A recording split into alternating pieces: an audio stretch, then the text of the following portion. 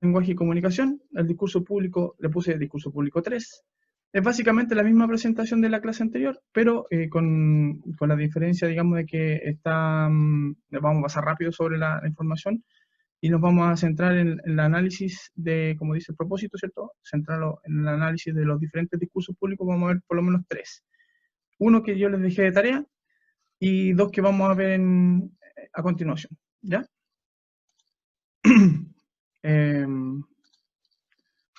Ok.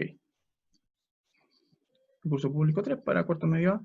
Entonces ahí está el propósito de la clase. Analizar diferentes discursos públicos, reconocer sus principales características. Habíamos hablado, ¿cierto?, de estas características en generales del discurso público. La diferencia entre lo público y lo privado tiene que ver con la proximidad. La proximidad tiene que ver con el nivel de acercamiento que hay entre los emisores y los receptores. En este caso, el emisor y los receptores. Y la simetría tiene que ver por el grado de conocimiento y la información que tiene el emisor, en el caso del discurso público, en relación al receptor que no tiene esa información y que necesita tenerla, ¿ya? Y los rasgos en general los vamos a revisar a continuación.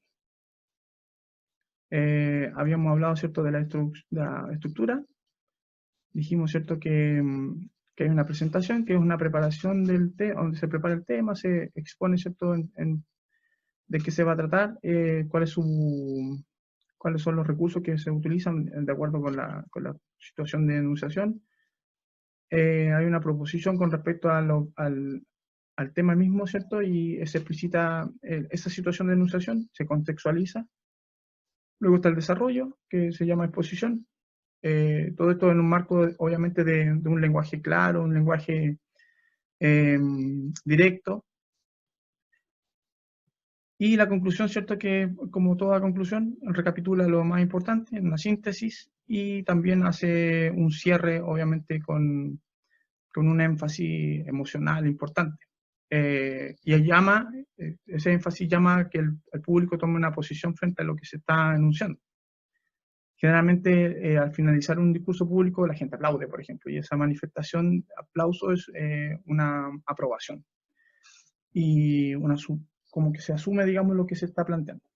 Habíamos hablado de que los emisores de discursos públicos tienen distintas perspectivas. Ahora, estas perspectivas no son como limitadas, ¿cierto? Una no implica, digamos, que no se presente otra. De hecho, es muy probable que los discursos, por la cantidad de cosas que se dicen y el tiempo que toma un discurso público, que se ocupen más de una perspectiva. O sea, que el emisor tenga más de una perspectiva con respecto al fenómeno, digamos. Generalmente los discursos públicos tienen esa idea, o los emisores tienen esa preparación de ser como holísticos, ¿cierto? De querer abarcar la mayor cantidad de perspectivas posible para que el fenómeno, digamos, el tema del que se habla en el discurso, se entienda desde todas las posibles aristas, ¿cierto?, que se puedan generar. Entonces, generalmente un discurso público no se trata solamente de informar. Siempre informan, siempre tiene un aspecto crítico o argumentativo, siempre tiene un ámbito reflexivo y por lo tanto la reflexión siempre lleva a un cuestionamiento. Por lo tanto, un énfasis, ¿cierto?, en lo problematizador.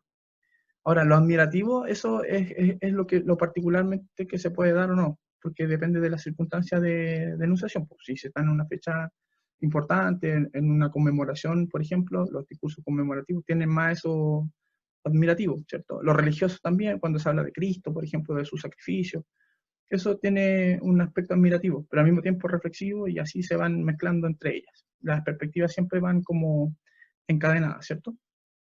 Es bueno que reconozcan por lo menos que existen ciertas perspectivas que son importantes de analizar en las palabras de un enunciador.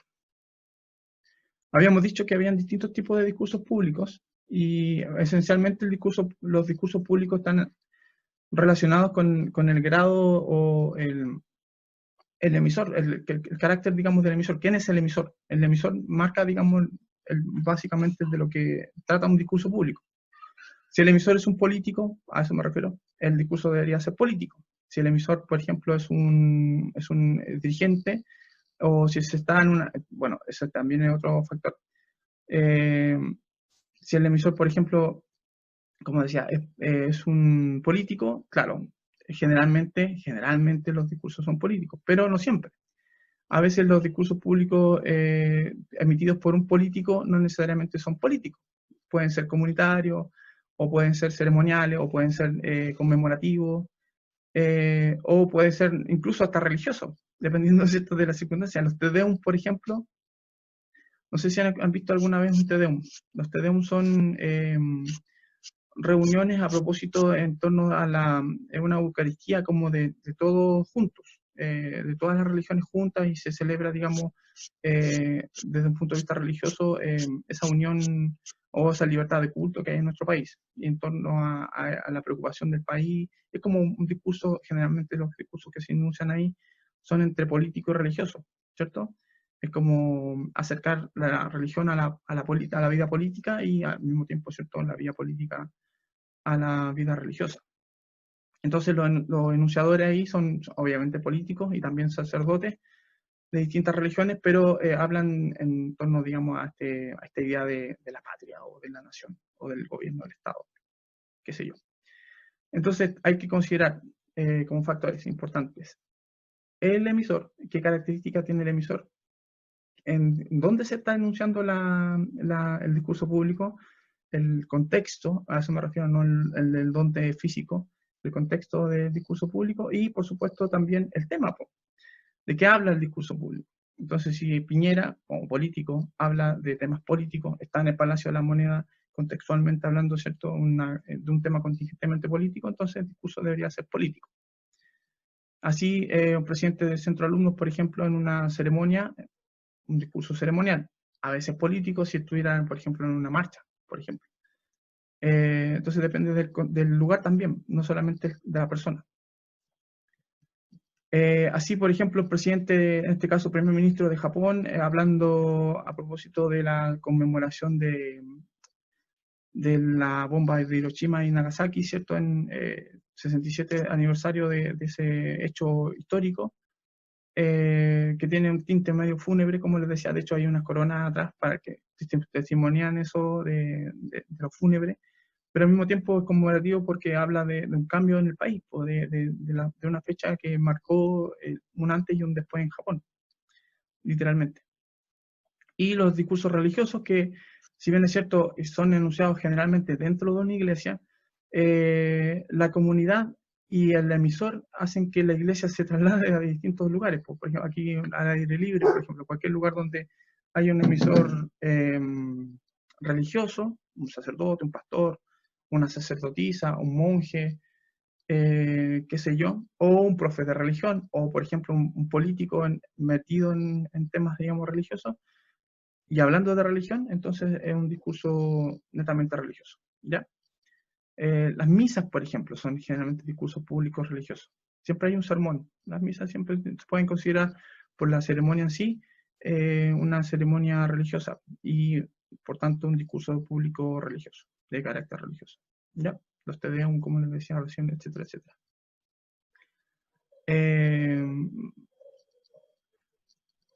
Ahora, el ejercicio que vamos a ver a propósito era, vamos a ver este ejercicio primero, después vamos a hacer la tarea de Jim Carrey, ¿cierto? El discurso que dan en la Universidad Marilishi, algo así. Vamos a ver este video de Charles Chaplin, que salen dentro de la película, un corto discurso, digamos, que emite dentro de la película. Entendiendo el contexto de qué se trata este discurso, se supone que esta película es del año 1940. Está emitida o sea, salió a la luz pública esta película en Estados Unidos primero, y aún cuando Estados Unidos no participaba en la Segunda Guerra Mundial, no habían ingresado, no habían mandado tropas, todavía no estaban al tanto, digamos, de lo que estaba sucediendo y todo, y el impacto de las noticias que llegaban a propósito de los campos de concentración contrastaba, por ejemplo, con una película que se difundió en Europa preferentemente, y que Chaplin vio no me acuerdo si en Francia, a propósito de las giras que hacía Chaplin, y que se le tocó ver una película que se llamaba El triunfo de la voluntad, de una cineasta alemana, Leni Riefenstahl, que que defendía o que de alguna manera es una alegoría al régimen nazi. Es como una película de propaganda, ¿cierto? Entonces él tomó la decisión de hacer una contrapuesta a esa película, que le tomó cierto tiempo, hasta 1940 que la pudo emitir, y que era básicamente una burla, o más que nada un acto como de descrédito de justamente de esta política nazi que se estaba tratando de difundir en el mundo a través de esta imagen como bonita que se presentaba en este documental película de esta cineasta alemana, una película de propaganda, digamos. Entonces él hizo una contrapuesta como película de contrapropaganda, podríamos decir, con el humor de Chaplin, se entiende, digamos, y también con un fuerte discurso anti-nazi, o anti, digamos, eh, anti este régimen, digamos, nefasto que trataba de imponerse en el mundo. Voy a mostrarles el video para que quede clara la idea.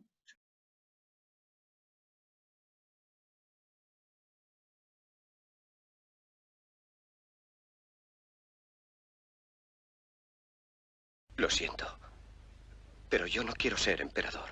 Ese no es mi oficio.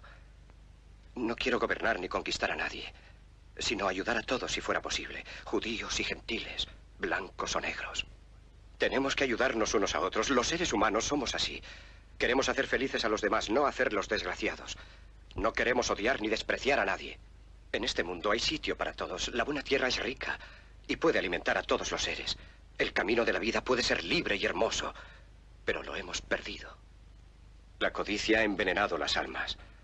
Ha levantado barreras de odio. Nos ha empujado hacia la miseria y las matanzas. Hemos progresado muy deprisa, pero nos hemos encarcelado nosotros. El maquinismo que crea abundancia nos deja en la necesidad. Nuestro conocimiento nos ha hecho cínicos, nuestra inteligencia duros y secos. Pensamos demasiado y sentimos muy poco. Más que máquinas, necesitamos humanidad. Más que inteligencia, tener bondad y dulzura. Sin estas cualidades, la vida será violenta. Se perderá todo. Los aviones y la radio nos hacen sentirnos más cercanos. La verdadera naturaleza de estos inventos exige bondad humana. Exige la hermandad universal que nos una a todos nosotros.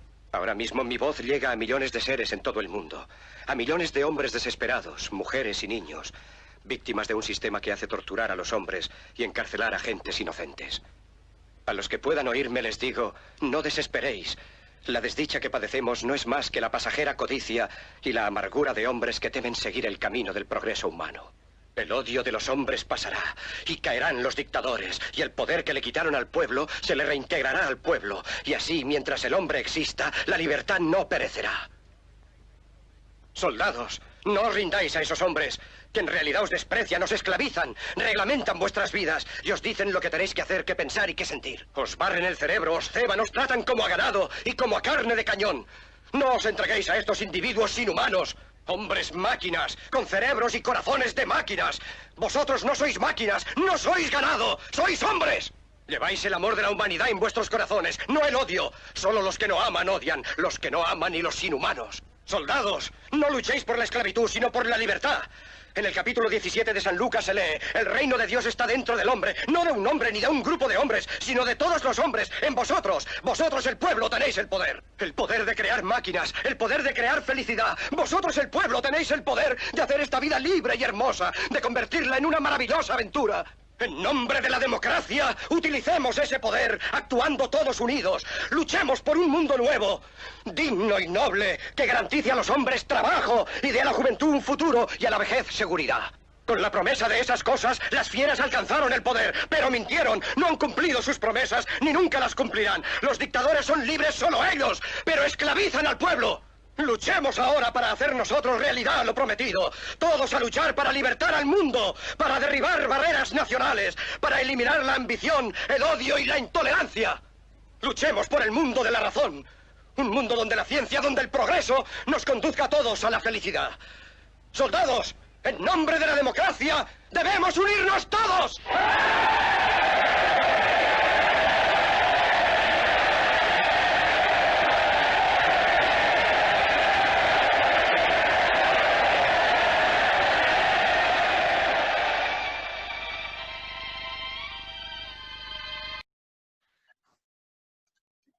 Fuerte el discurso, de verdad, es como bien impactante las palabras que dice Charles Chaplin. Se entiende, digamos, que, la idea de la película es que a él lo confunden con Hitler, pues aparece en N, de bigote y todo, pero se supone que él es judío y es un barbero que está siendo, digamos, perseguido por el régimen nazi y lo toman preso y en el estar detenido, digamos, lo confunden con el dictador que bueno, le pone adenoide Hinkel en vez de Adolf Hitler, se entiende la referencia, pero juega con el nombre también y hace toda una parodia, digamos, de esas ideas del nazismo, digamos, que son nefastas. Entonces, cuando le dicen que tiene que dar un discurso a propósito de como de empoderar a los soldados para poder generar la conquista total de Europa y ojalá del mundo, él hace todo lo contrario. Él dice, soldados, ustedes son la gente que son los que están llamados a defender al pueblo. Y hace un llamado al pueblo y habla, digamos, básicamente, si ustedes trasladan ese discurso a las calles de Estados Unidos hoy en día o aquí en Chile a propósito del estallido social, van a encontrar mucho, digamos, sentido, porque habla de las injusticias sociales, habla de la discriminación, habla de todo lo que está pasando en la actualidad. O sea, estamos hablando de hace más de, ¿cuánto? 1940, saquen la cuenta. Harto tiempo, y básicamente las cosas siguen estando en el mismo lugar donde las dejó Hitler o Chaplin. ¿Se entiende? Volvemos entonces, ahora sí, voy a ver si se puede volver a la presentación. Era más fácil hacerlo así. Pero bueno, cosas que pasan. Entonces, ese es el contexto, digamos, de esta película, para que se entienda, digamos, la idea. 1940, el gran dictador. Ahí tenemos esa imagen de Hitler, o Hinkel más bien, jugando con el globo terráqueo. Es como el destino de la humanidad en las manos de un loco, de un tipo que está totalmente loco. Bueno, así lo retrata la película, por lo menos, siendo un tipo como paranoico, qué sé yo, un sociópata total. ¿Qué autoridades se reconocen en el emisor de este discurso? Se entiende, digamos, que él es un barbero, pero tiene una autoridad inferida, digamos, por esta confusión que se hace de él, de su persona, como la máxima autoridad de un régimen. En el caso, ¿cierto?, el Tercer Reich. Entonces, en este caso sería el gran dictador, Adenoid Hinkel, su autoridad, el hecho, ¿cierto?, de ser él. El tema del discurso es el llamado a la unificación de la humanidad y la abolición de las ideas del nazismo, ¿cierto? Ahora pregunto, micrófono abierto para la perspectiva. ¿Qué perspectiva creen ustedes que está presente? Acuérdense que son 5 y puede haber más de una. Chicos. Reflexión. Ya, reflexión, excelente, sí, pues hace una reflexión. Parte de una reflexión. ¿Qué más?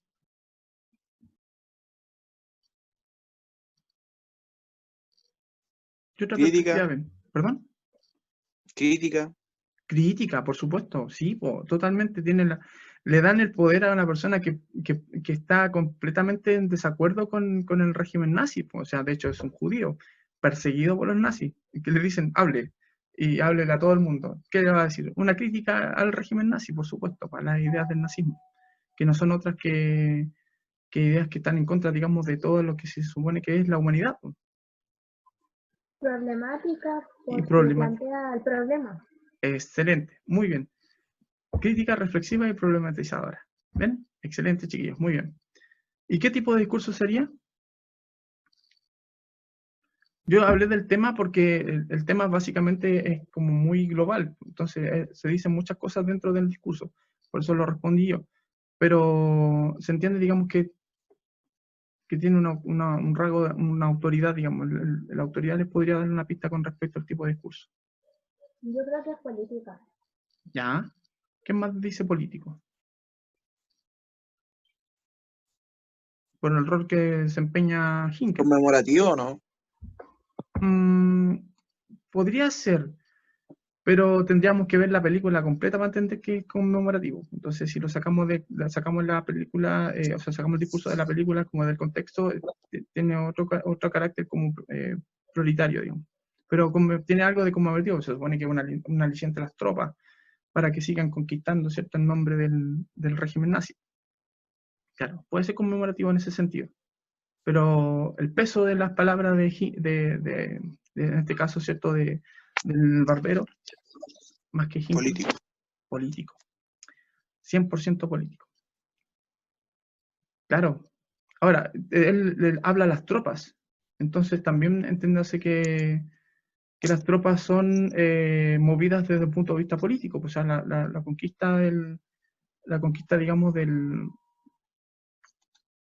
lo que se pretende, digamos, es una conquista más que militar, una conquista política. Se impone una idea política por sobre la idea, ¿cierto?, de gobierno que tenían el resto de Europa. La tarea era ver este video. Se ve el video, ¿cierto? Yo no lo voy a reproducir porque dura 25 minutos y estamos casi a 5 minutos de terminar la clase. Pero se entiende que tenía que ver este video de Jim Carrey, que estaba en la universidad. Ahí está el nombre de la universidad. Si no me equivoco, es la Universidad Maharishi, que es una universidad que tiene como un carácter como religioso, como oriental, como budista, una religión, si no me equivoco, por las palabras que dice, de las que habla, hace alusión, digamos, Jim Carrey en el discurso. Y es una ceremonia, si se entiende. Él está invitado, digamos, por ser la celebridad que es. No estudió en esta universidad, lo vi en su currículum, digamos. Pero está muy vinculado, digamos, con las ideas que tiene esta universidad con respecto a la formación de las personas. Una universidad que está formando, digamos, administradores, ingenieros, qué sé yo, gente como que va a gobernar desde el punto de vista, ¿cierto?, de las ideas, el mundo. Entonces, por eso lo invitan a dar esta charla, ¿cierto?, en esta universidad, esta charla, este discurso. ¿Ya? Veamos entonces las preguntas. Las preguntas son las mismas en el ejercicio. No sé si hicieron digamos, la bajada. Vamos a ver si se puede. Ok. Dice, la autoridad que se le reconoce al emisor en este discurso es Jim Carrey. Se entiende que es un reconocido actor, escritor, pintor, un artista múltiple, comediante, ganador, entre otros, de 2 Globos de Oro, nominado al Oscar en varias películas, también por lo menos estuvo en las previas de las nominaciones, ha ganado otros premios, tantos también, que no los voy a enumerar, pero los más importantes son 2 Globos de Oro por Mejor Actor. A propósito. Bueno, esa es su autoridad, digamos, una persona que ha sido exitosa, porque se supone que está dándole un discurso a la gente que está saliendo de la universidad, como una promoción universitaria, y ellos son como llamados al éxito. Pero ¿en qué consiste el éxito, cierto? Y ahí el tema del discurso, que es inspirador a propósito de esta nueva generación, para que ellos le den un sentido más como práctico a sus vidas y a sus carreras. Ese es más o menos de qué trata el discurso. Este discurso también nos puede servir a nosotros que estamos saliendo de cuarto medio, o sea, para entender qué viene después, ¿cierto? Y cómo tengo que tomar ese después. No olvidar, digamos, quiénes somos y lo importante lo importante, lo único que somos en el universo, digamos, dice Jim Carrey en su discurso. Es bien importante y bien chistoso, además, para que lo vean. Es como mezclar las dos cosas. ¿Ya? La perspectiva que toma es parecida a la de Hinkel. Siempre los discursos que son como un poquito más extensos y más abiertos, sobre todo en este sentido, Jim Carrey quizás lo dijo porque sabía que iba a ser grabado para la posteridad, ¿cierto? Un discurso que puede ser utilizado en distintas circunstancias parecidas, más o menos similares, pero con este mismo tono se puede ver en distintas circunstancias. O sea, por ejemplo, a nosotros nos sirve cuarto medio, Colegio de Chile 2020, 6 años después de su enunciación, porque todavía encierra, ¿cierto?, esta reflexión que tiene que ver con respecto al ejercicio de ser adultos o ser profesionales o ser, digamos, personas incluso en este mundo que estamos viviendo. hace una crítica también a Monsanto, es como bien, bien simpático porque como que tira palos para todos lados y al mismo tiempo, ¿cierto?, plantea este desafío como problema, que es cómo quiero ser yo como profesional, ¿se entiende? Y el discurso, como ya vieron por las características, ¿cierto?, de la enunciación, es ceremonial porque habla, digamos, de una conmemoración, perdón, habla de una ceremonia, valga la idea, más que una conmemoración, es una ceremonia de graduación. Entonces, se supone que está con la ropa, el atuendo, digamos, de ceremonial que corresponde a la graduación de una promoción en particular, la promoción 2014 de la universidad. ¿Ya? Para ir cerrando, porque estamos en Lora, recuerden que tenemos que leer el libro Aura. Y la fecha del próximo control es el día 6 de julio. El libro no es extenso, ¿eh? No es largo, pero lo importante es que lo lean. Yo le marco, digamos, esa idea de que lo tengan que leer, ojalá un par de veces para que lo entiendan, porque tiene unos mensajes medio extraños y aparte que hay una confusión en relación a la percepción de la realidad. Entonces, bueno, te lo van a leer una vez y van a decir, ¿qué pasó? ¿En qué momento pasó esto? Entonces van a tener que volver atrás y van a tener que retomar, digamos, el sentido de la obra. Aparte de ser un libro más o menos entre misterio y terror, tienen que leerlo con esa lectura que se hace de este tipo de obras, ¿cierto? De terror, de misterio, con esa suspicacia y complicidad, ¿ya? Chiquilines, tengo eso, pues, les vuelvo a reiterar, ¿cierto? Para que se les comuniquen a sus papás. Yo voy a escribirle a los correos electrónicos de ustedes y a su WhatsApp, si tengo por ahí algunos, más de uno de ustedes, ¿cierto? Para pedirles esa información que les pedí sobre los papás, ¿ya? Para que me la manden. Dejo aquí la grabación. Me despido, digamos, de